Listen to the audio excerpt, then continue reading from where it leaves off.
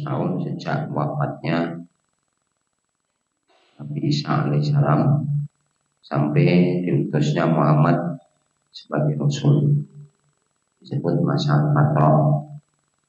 Sebelumnya Rasul itu diutus atau dikirim oleh Allah sambung menyambung dan mati, baru berhenti ketika masa Nabi Isa wafat itu baru berhenti. Disebutkan di surat Al-Mu'minun surat 23 ayat 44. Surat 23 ayat 44. Umma arsalna rusulana tatra. Kemudian kami utus rasul-rasul kami berturut-turut bersambung-sambung. Jadi belum wafat satu rasul sudah diutus rasul yang lain. Maka disebut tatra, berturut-turut sambung menyambung. Kemudian ulama ja'a umatan rasulullah Al-Guru Al-Subhanah Ba'dor Janganahum hadis Wabudan lingkongin halim. Setiap kali Rasul itu mendatangi umat, mereka mendustakannya dan kami ikutkan sebagian mereka kepada sebagian yang lain, dan kami jadikan mereka hadis, cerita-cerita bagi orang-orang setelahnya. Wabudan lingkongin halim. Maka kebinasaan bagi orang-orang yang tidak beriman. Jadi Rasulullah diutus di masa fatrah kosong dari pengutusan Rasul. Sebelumnya Rasul itu diutus oleh Allah sambung menyambung. Kembali ke Al-Maidah. Jadi bab ini sebetulnya seruan utamanya bagi ahli kitab bahwa di masa kekosongan pengutusan Rasul yang hal ini juga disebutkan di kitab-kitab sebelumnya, supaya mereka beriman kepada Rasul itu, karena mereka sangat kenal, sangat paham, sampai digambarkan orang-orang ahli kitab itu mengenal Muhammad seperti mengenal anak kandungnya sendiri. Hanya saja kemudian mereka menyembunyikan kabar-kabar dibangkitkannya Rasul. Kemudian ala fatrati min rusuli antaqulu ma ja'ana min basyir, supaya kamu tidak mengatakan bahwa tidak datang kepada kami seorang pemberi kabar gembira dan pemberi peringatan. Faqad ja'akum basyirun wa nadhir, padahal sungguh telah datang kepadamu seorang pemberi kabar gembira dan pemberi peringatan, yaitu Muhammad sallallahu alaihi wasallam. Wallahu ala kulli syai'in qadir. Allah Maha Kuasa atas segala sesuatu. Jadi maksud dari seruan ini, karena kebanyakan orang-orang Yahudi juga orang-orang Nasrani, mereka ini tidak mau mengimani Rasul itu. Akan kabar tentang bangkitnya Rasul itu, mereka justru menutupinya supaya tidak diketahui oleh orang banyak, dengan maksud mengingkarinya. Kita maksud dengan Al-Baqarah. Surat Al-Baqarah ayat 146.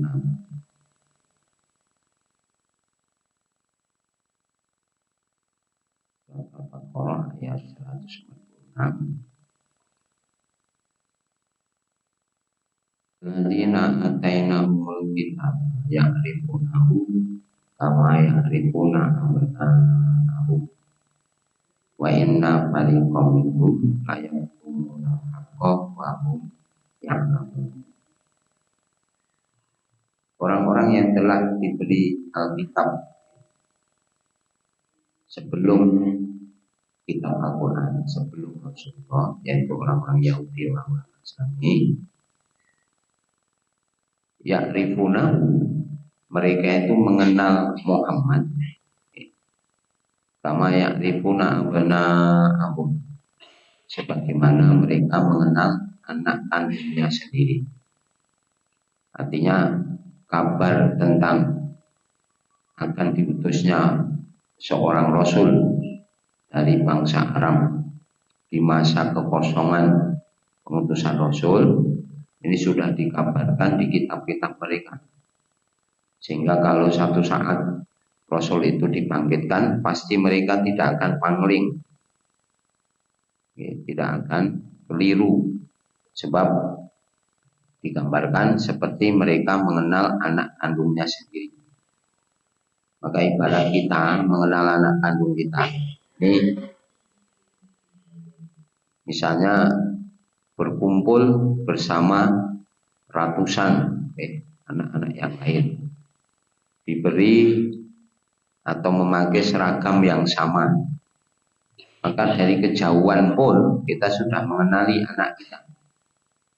Dari kejauhan mereka berkumpul bersama anak-anak yang lain dengan pakaian atau seragam yang sama, tapi kita pun akan mengenali anak kita.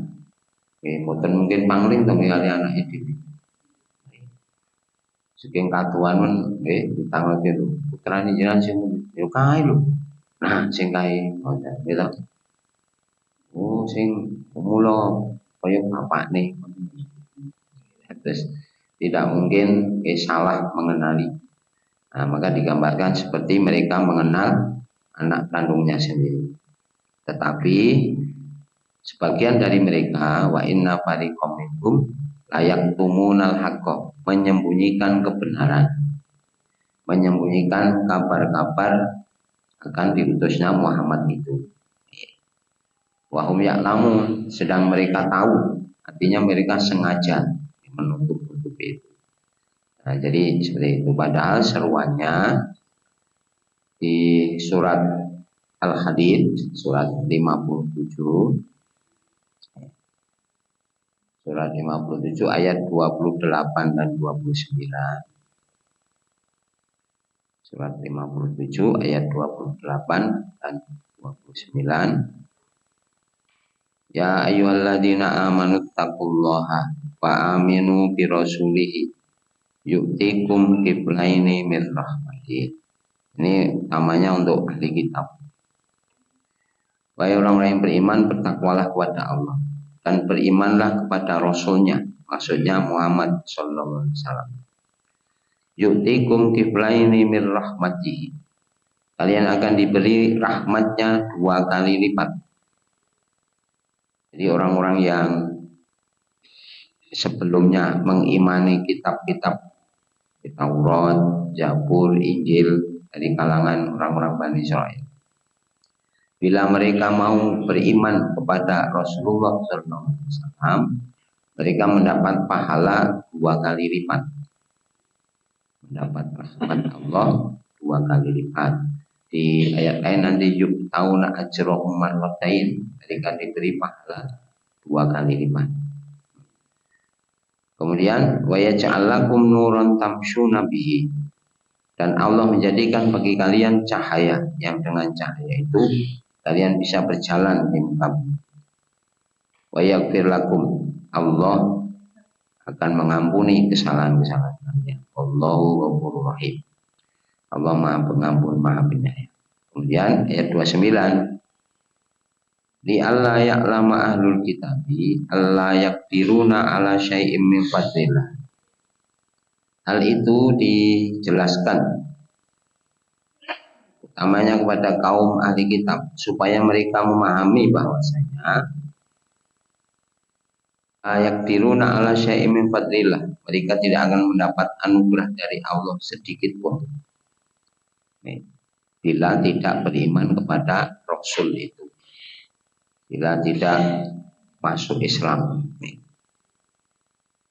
Annal fadla biyadillahi yu'tihi man yasha, dan bahwasanya anugerah itu ada di tangan Allah. Allah memberikannya kepada siapapun. Artinya masalah kenabian itu hak Allah. Allah mau memilih siapapun itu hak Allah. Tidak dipengaruhi oleh keinginan manusia. Jadi Allah memilih Muhammad, ya sudah diterima. Tidak perlu mengajukan syarat. Artinya mereka hanya mau menerima Rasul dari kalangan mereka, dari kalangan ahli kitab. Tidak mau menerima Rasul dari bangsa lain.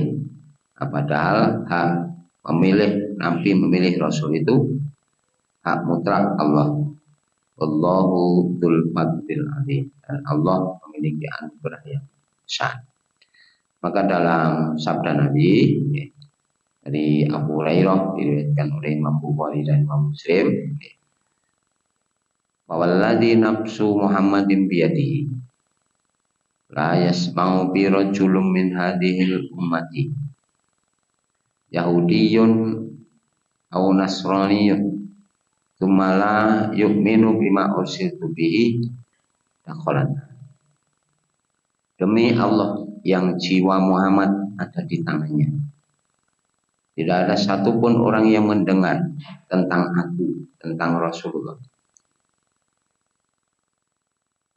dari kalangan umat ini, baik itu Yahudi maupun Nasrani, kemudian ia tidak beriman kepada apa yang aku diutus dengannya, pada Al-Quran, pada kenabian Muhammad dan sebagainya, dakhalan, pasti masuk neraka. Jadi siapapun yang mendengar tentang Rasulullah kemudian ia tidak beriman, meskipun orang itu orang Yahudi maupun Nasrani, pasti ia masuk neraka. Seperti itu. Jadi masalah anugerah kenabian itu milik Allah, hak mutlak Allah,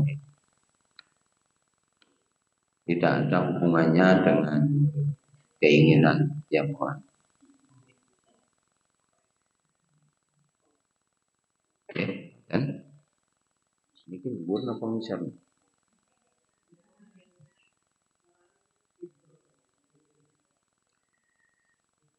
Ayat saat lajengipun, ayat alif dasok,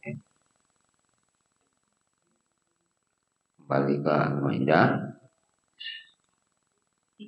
Wa idh qala Musa liqaumihi ya qaumi dzkuru ni'matallahi 'alaikum id ja'ala fikum anbiya'a wa ja'alakum mulukan wa ataakum ma lam yu'ti ahadam minal 'alamin. Dan ingatlah ketika Musa berkata kepada kaumnya, wahai kaumku, uzkuru ni'matallahi 'alaikum, ingatlah akan nikmat Allah kepadamu. Ij'ala fikum anbiya, ketika Allah menjadikan di kalangan kalian nabi-nabi yang banyak. Jadi satu kenikmatan bagi kaum Bani Israel. Mereka ini diberi nikmat kenabian dalam jumlah yang banyak. Dari keturunan Nabi Yakub, dari Nabi Ishak, Allah mengutus kepada mereka banyak nabi. Para ulama mengatakan tidak kurang dari 400-an nabi yang khusus diutus untuk Bani Israel. Sedangkan di kalangan Bani Ismail hanya beberapa saja, hanya Nabi Ismail dan Nabi Muhammad. Di kalangan kaum Bani Israel itu tidak kurang dari 400-an nabi. Itu disebutkan di tafsir Ibnu Katsir. Jadi banyak sekali. Belum habis atau belum wafat satu nabi sudah diutus nabi yang lain. Kemudian kadang-kadang di satu masa ini nabinya tidak hanya satu, bisa dua. Misalnya Nabi Musa didampingi Nabi Harun. Nabi Zakaria, ada Nabi Yahya, ada Nabi Isa. Ya.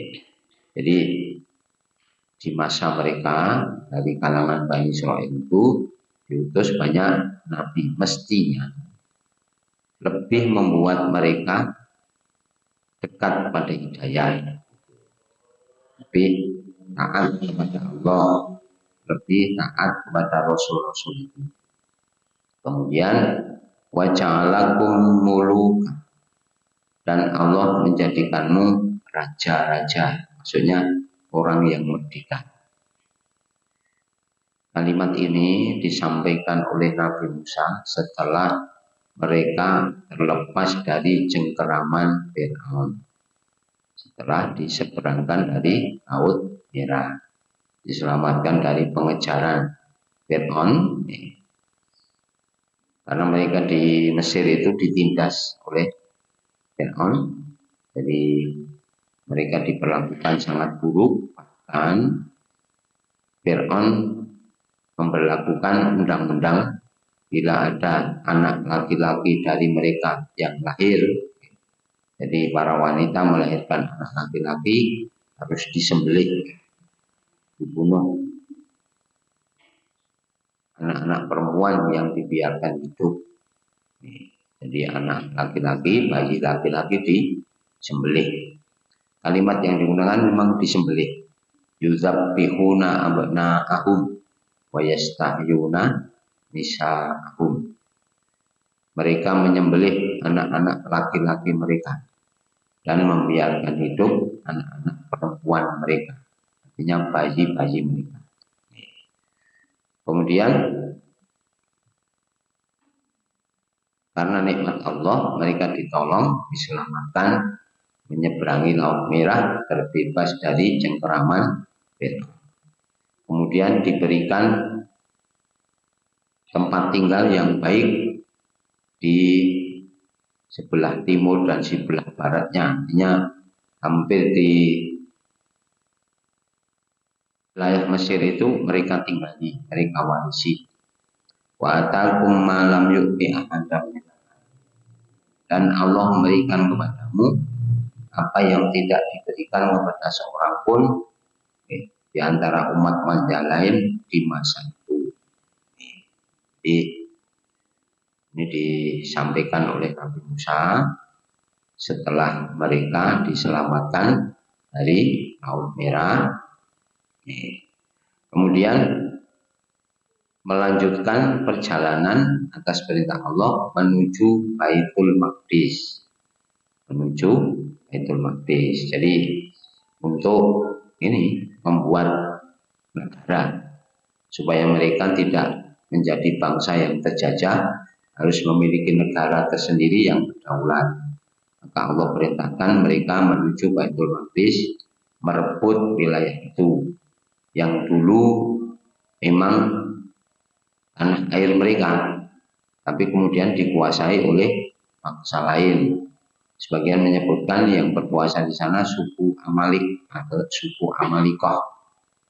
Disebut Amalikoh atau Amalik itu karena perawakannya yang tinggi besar, jadi raksasa. Raksasa, masih keturunan kaum Ad,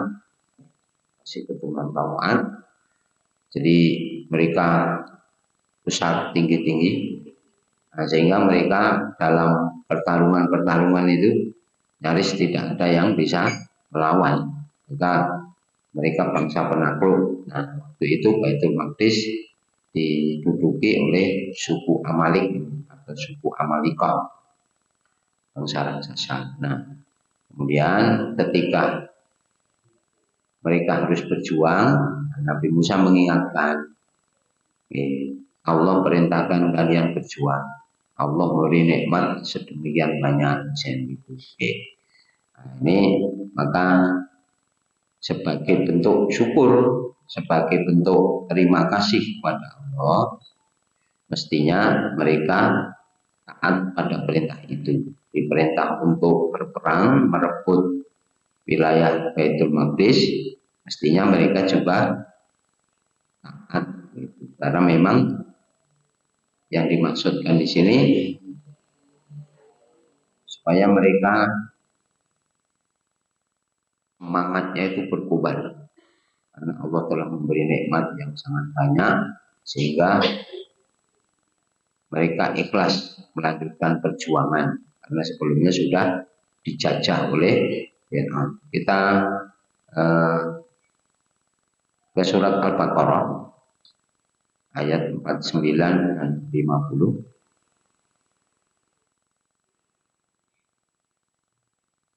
Salah satu yang diingatkan oleh Allah di bab ini pada kaum Bani Israel, surat Al-Baqarah ayat 49 dan 50.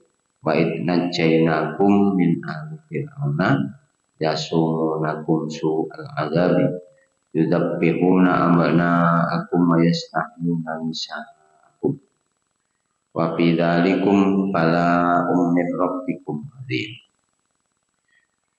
Dan ingatlah ketika kami selamatkan kalian dari Fir'aun dan para pengikutnya. Yasumunakum su'al, mereka menimpakan siksaan atau azab yang buruk pada kalian. Su'al azab, azab yang buruk itu apabila terjadi orang-orang kalangan Bani Israel, kalau bayi laki-laki itu dibunuh, yang dibiarkan hidup hanya bayi-bayi perempuan. Secara hitung-hitungan dari kalangan orang Mesir kan begitu, kaum Bani Israel akan punah. Kaum lalakinya habis, kemudian tinggal para wanita. Para wanitanya nanti dinikahi oleh orang-orang Mesir, sehingga bangsa asli Bani Israel habis. Maka ini disebut su'al adab. Ini dalam tafsir Al-Marawi disebutkan seperti itu. Yang dimaksud su'al adab itu lenyapnya satu bangsa. Lenyapnya satu bangsa karena dengan habisnya kaum laki-laki, yang tinggal hanya kaum perempuan saja. Kemudian kaum perempuan ini mau tidak mau nanti diperistri oleh orang-orang Mesir. Maka yang tinggal hanyalah orang-orang campuran, yaitu Mustani blasteran. Yang asli orang Bani Israel habis. Ini yang disebut su'al adab, adab yang buruk. Yudabbihuna abna'akum wa yastahyuna nisa'akum. Mereka menyembelih anak-anak laki kalian dan membiarkan hidup anak-anak perempuan kalian. Wa fi dzalikum bala'un min rabbikum. Pada perkara itu ada ujian yang besar dari Tuhan. Wa id faraqna bikumul bahra fa'anjaynakum. Dan ingatlah ketika kami membelah laut bagi kalian untuk menyelamatkan kalian. Wa aghraqna ala fir'aun, dan kami tenggelamkan Fir'aun dan bala tentaranya. Wa antum tanzurun, sedang kalian menyaksikan kejadian itu. Ini mestinya bisa menjadi penambah semangat karena diberikan kenikmatan yang sangat besar, sedangkan perjuangan mereka belum seberapa. Maka kemerdekaan itu kan sering disebut atas berkat rahmat Allah. Atas berkat rahmat Allah. Nah, ini jadi nikmat Allah yang besar sehingga mereka menjadi bangsa yang merdeka. Tidak dijajah lagi, tidak ditindas lagi. Kemudian setelah diselamatkan dari pengejaran Fir'aun, mereka diperintahkan oleh Allah untuk menuju Baitul Maqdis. Ayat 21 balik dan Al-Maidah. Ayat 21, ya qaumid khulul ardul muqaddasatal lati kataballahu lakum. Wahai kaumku, masuklah ke tanah suci Palestina, Baitul Maqdis. Baitul Maqdis itu bumi yang suci atau Baitul Muqaddasah. Baitul Muqaddasah. bumi yang disucikan, Baitul Maqdis atau Baitul Muqaddasah atau Ardul Muqaddasah. Jadi bumi yang disucikan, Baitul Maqdis rumah yang disucikan. Allati kataballahu lakum, yang telah Allah anugerahkan bagi kalian. La tartaddu ala adbarikum wa tanqalibu khasirin. Janganlah kalian menoleh ke belakang, sebab kalian akan menjadi kaum yang rugi. Maksudnya menoleh ke belakang itu jangan sampai mengingat-ingat kenyamanan ketika di Mesir. Meskipun mereka dulu menjadi kaum budak, tetapi bila majikan mereka minum susu, mereka juga minum susu. Bila majikannya makan roti, mereka juga makan roti, misalnya gitu. Nah, sedangkan perjalanan setelah terlepas dari pengejaran Firaun, mereka harus berjalan jauh menuju Baitul Maqdis. Tentu kan tidak senyaman kalau mereka tinggal di Mesir dulu. Tapi meskipun mereka nyaman tinggal di Mesir, mereka menjadi kaum yang terjajah. Sekarang sudah merdeka, mestinya mereka ingat itu. Kemudian diperintah oleh Allah merebut Baitul Maqdis, supaya mereka bisa memiliki negara atau tanah air yang berdaulat. Jadi bisa menjamin masa depan mereka sendiri. Kemudian untuk keperluan ini Nabi Musa memilih 12 orang nakib. Nah, kemarin sudah kita singgung di ayat 12 sampai 13. Bapak asna min musnai asyara nakibah. Dan kami pilih di antara mereka 12 orang nakib. Nakib itu pasukan bayangkara, pasukan pengumpul informasi, spionase, mata-mata. Tugasnya mengumpulkan informasi tempat yang akan didatangi atau ditaklukkan. Jadi di Baitul Maqdis itu bagaimana informasinya mereka kumpulkan untuk menyiapkan pasukan mereka ketika memerangi mereka. Seperti itu yang dimaksud. Jadi orang-orang di sana itu punya kekuatan seperti apa.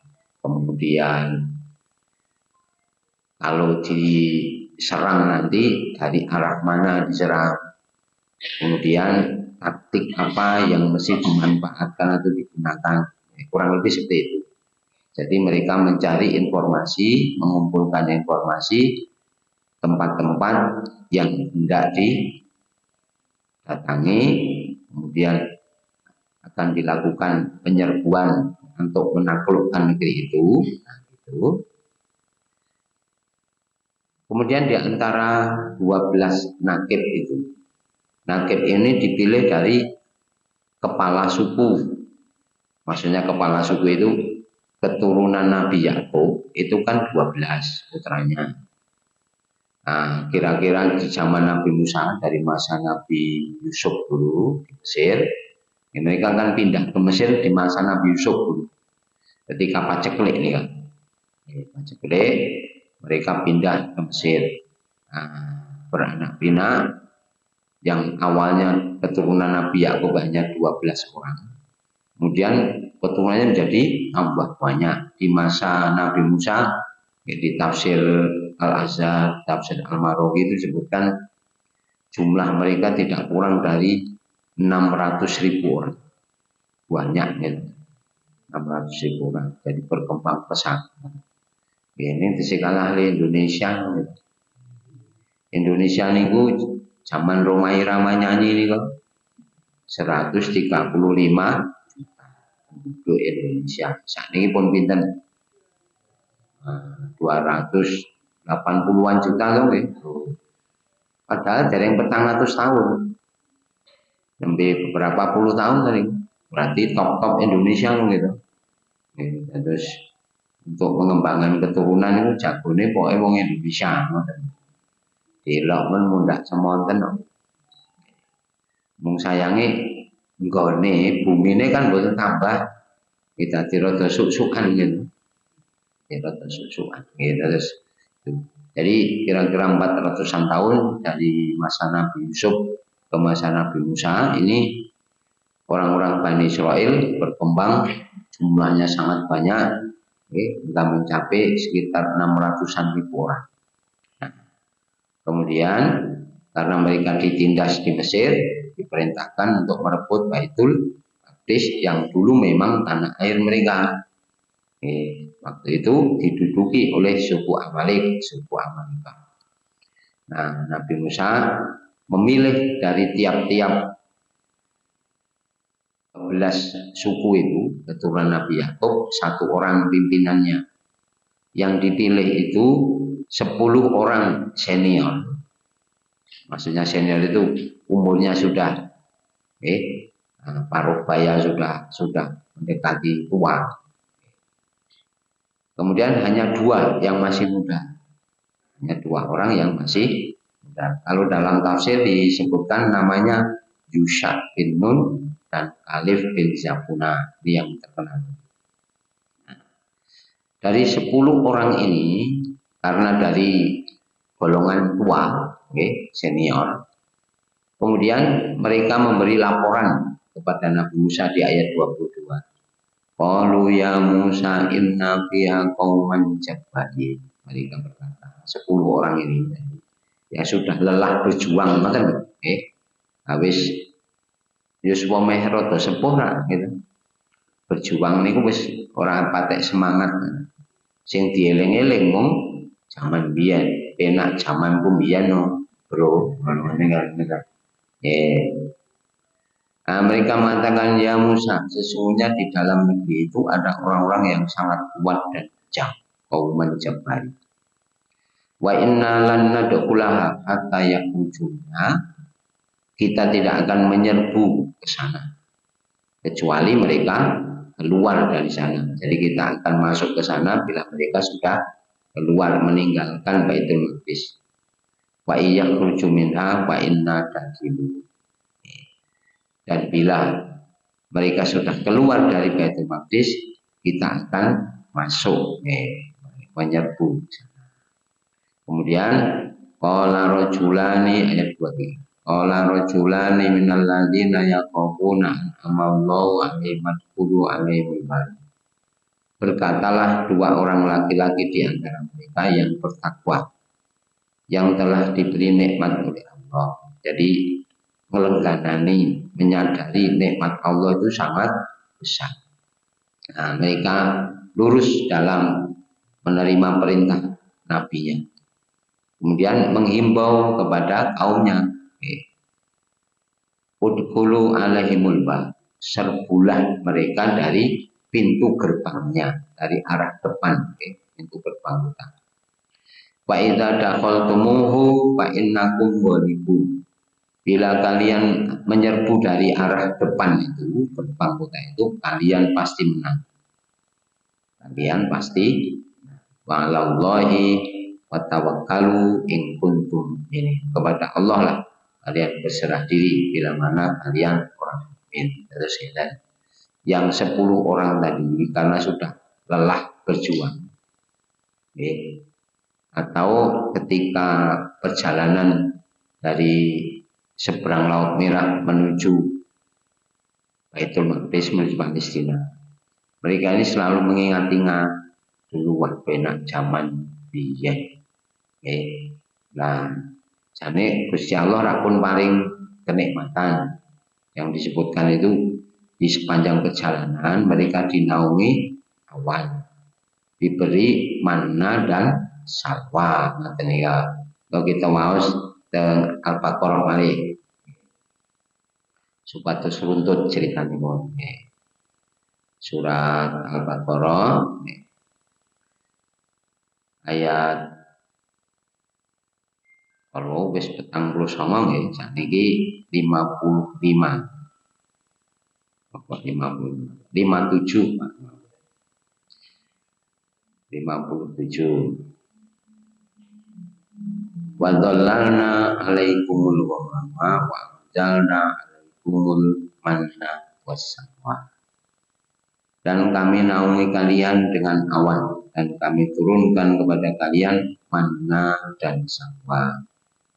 Jadi di sepanjang perjalanan mereka dari tepi Laut Merah menuju Baitul Maqdis sudah diberi kenikmatan oleh Allah, dinaungi awan. Artinya meskipun mereka berjalan di padang pasir, tetapi mereka tidak kepanasan oleh teriknya padang pasir, maka diibaratkan dinaungi oleh awan.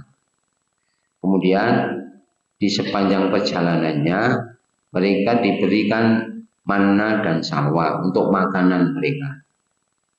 Manna itu kalau dalam tafsir sejenis getah pohon yang manis seperti madu, yang jatuh di pagi hari tinggal mengumpulkan saja. Kemudian salwa itu sejenis burung yang tidak pandai terbang, tidak bisa terbang, jadi mudah ditangkap untuk makanan mereka.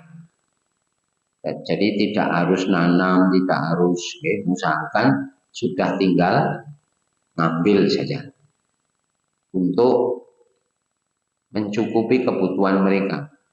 Jadi kalau kita bayangkan, misalnya orang ini 400-an ribu, 400.000 dicukupi oleh Allah makanan seperti itu pun butuh ke manuk pinten niku. Ngoten gitu. Upami dadak gawe iki penaan.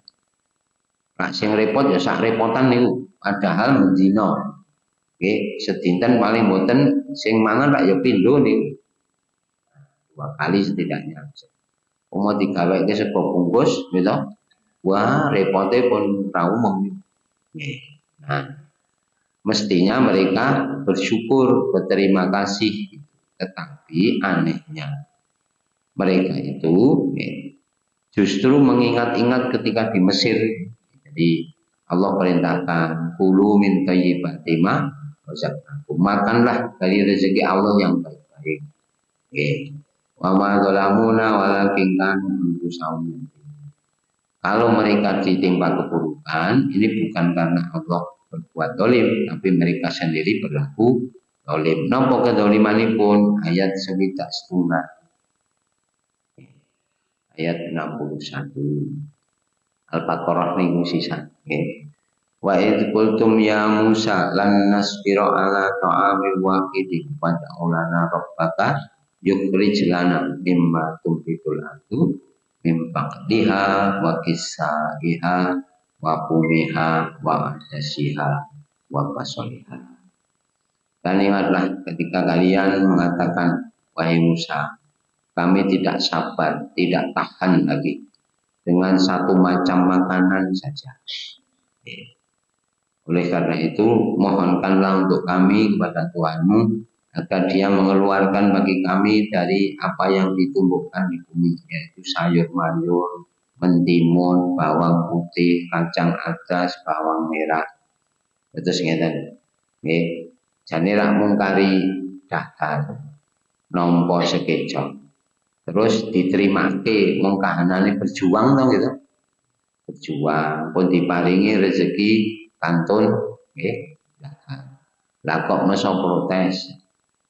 Wah, ngeten iki mendina mangan padha wae bosen ngono lho.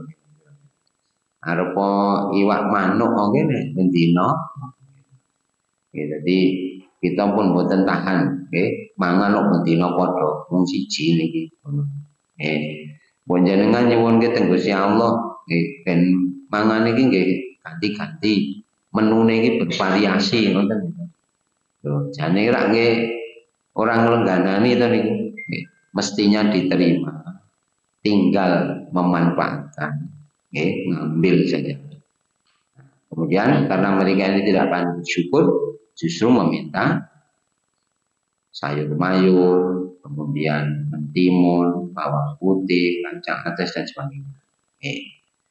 Kemudian Nabi Musa menjawab,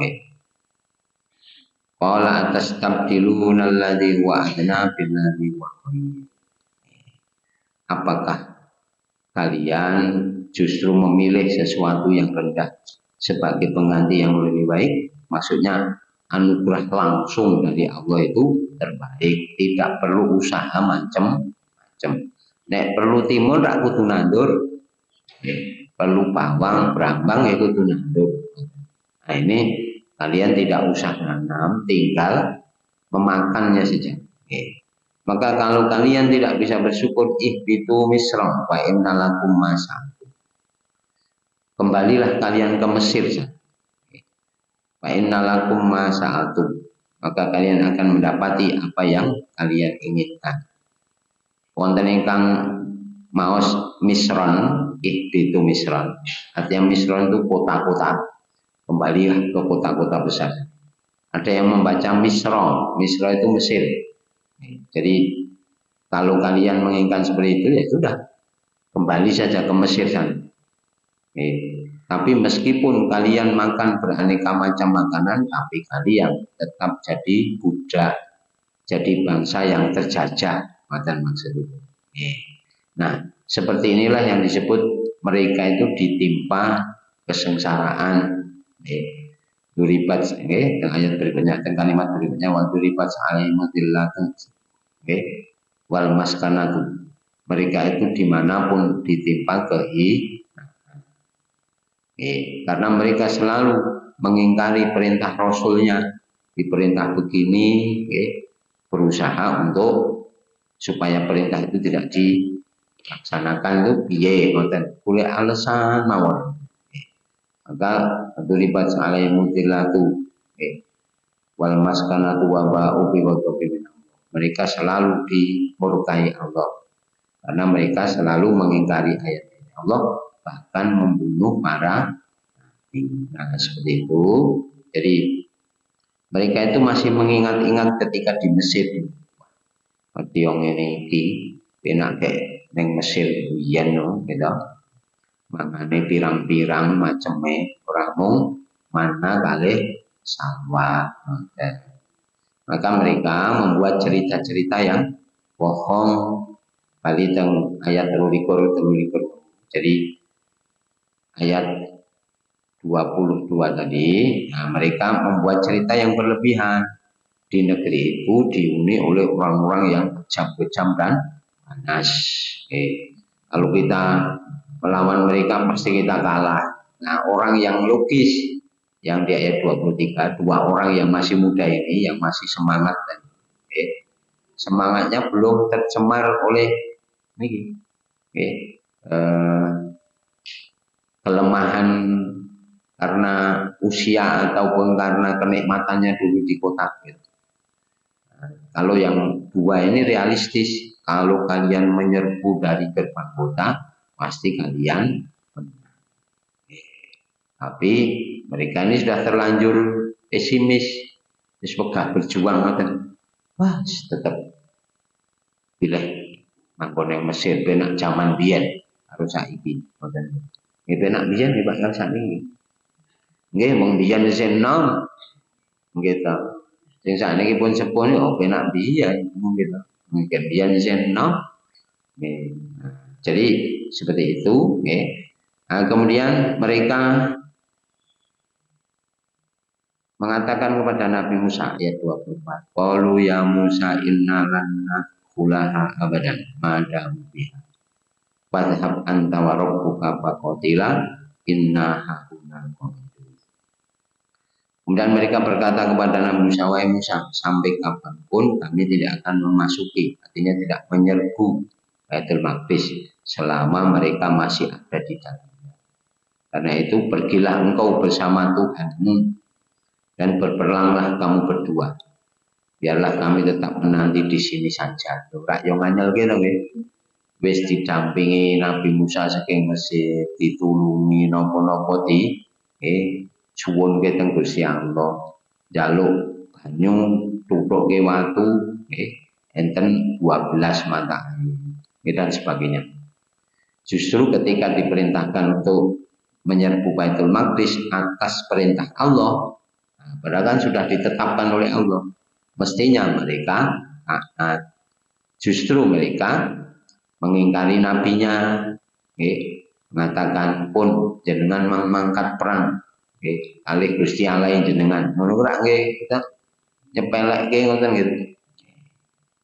Kemudian Nabi Musa pun hanya bisa istilahnya pun terpaksa harus menuruti kemauan mereka, sudah tidak bisa dibangkitkan semangatnya. Maka Nabi Musa mengatakan qala rabbi inni la amliku illa nafsi wa akhi. Tuhanku, aku hanya menguasai diriku dan saudaraku. Oleh karena itu, fafruq bainana wa bainal qaumil fasiqin. Bila engkau menurunkan azab, maka pisahkanlah antara kami dengan orang-orang yang fasik. Maksudnya pun nek panjenengan ngadab kaum niki kula ampun dikatutke kali kanca kula manten. Nah, sebab sing purung taat meniku tok ngoten gitu. Nah, kemudian Allah mengatakan qala fa innaha muharramatun alaihim arba'ina sana. Jika demikian maka negeri itu diharamkan atas mereka selama 40 tahun. Yatihuna fil ard, mereka hanya berputar-putar kebingungan di bumi, maksudnya di padang teh, satu tempat di dekat Baitul Maqdis selama 40 tahun. Mau menyerbu ke Baitul Maqdis tidak berani, mau kembali ke Mesir sudah terlalu jauh. Fala tak sa'alal qaumil kafirin, sehingga mereka hanya berputar-putar di situ selama 40 tahun, tidak berani berbuat sesuatu. Nah, kemudian Nabi Musa wafat. Nabi Musa wafat. Nah, 40 tahun kemudian mereka dipimpin oleh Yusha bin Nun yang 2 orang di ayat 23. Diangkat oleh Allah menjadi nabi dan akhirnya bisa menaklukkan Baitul Maqdis, merebut Baitul Maqdis. Mungkin ayatnya dan ayat 40 di bawah 40 sama surat Al-Baqarah. Jadi mereka akhirnya juga bisa rebut Baitul Maqdis. Kemudian setelah 40 tahun mereka kebingungan di bumi, yatiuna fil ard. Kemudian mereka dipimpin oleh Yusha bin Nun yang diangkat oleh Allah sebagai nabi, Kemudian sana pun mereka juga masih selalu melecehkan perintah-perintah Rasul, sehingga di Baitul Maqdis mereka dilanda kelaparan. Nanti di ayat 58-59 surat Al-Baqarah. Apa diwau sisa? Wa id qulna qulu hadhil qaryata faqulu minha haitsu syi'tum rawadawat qulul baba sujada wa qulu ittaqun nabilakum wa bayakum wasanazidul muslimin. Jadi setelah 40 tahun mereka kebingungan di bumi, kemudian dipimpin oleh Nabi Yusha bin Nun bisa menaklukkan Baitul. Kemudian dikatakan masuklah ke negeri itu. Fakulu minha haitsu syi'tum rabbana. Makanlah apa yang kamu jumpai di sana semaumu, artinya robodan itu berlimpah. Memang bumi Baitul Maqdis itu subur. Wadkhulul baba sujad. Masuklah ke negeri itu, ke kota itu melalui pintu gerbang kotanya dengan bersujud. Maksudnya dengan ketundukan, tidak sombong, tidak berbangga diri karena sudah bisa menaklukkan terus beleng, itu maksudnya ampun. Wa qulu hittatun naghfir lakum khatayakum. Dan ucapkanlah hittah. Hittah itu maksudnya hittah itu kira-kira banyak istighfar, ngelengganani kekurangan, tapi nikmat Allah sudah sangat besar.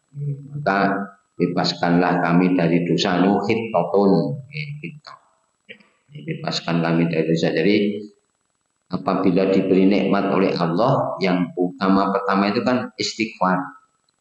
Karena perjuangan belum, istilahnya belum banyak, tapi kenikmatan Allah sangat hitatun. Maka nagfir lakum khotoyakum, kami pasti mengampuni dosa-dosa kalian, wasanazidul sinin, dan kami akan menambah nikmat bagi orang yang berbuat kebaikan. Seperti kata Nabi itu, la in syakatum la azidannakum. Bila kalian bersyukur, pasti aku akan menambahkan nikmat bagi kalian.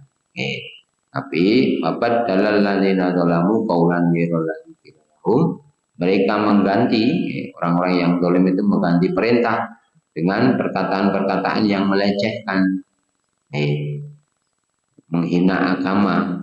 Anzalna 'alal ladzina zalamu rijzam minas sama'i bima kanu. Maka kami timpakan, kami turunkan kepada orang yang zalim malapetaka dari langit.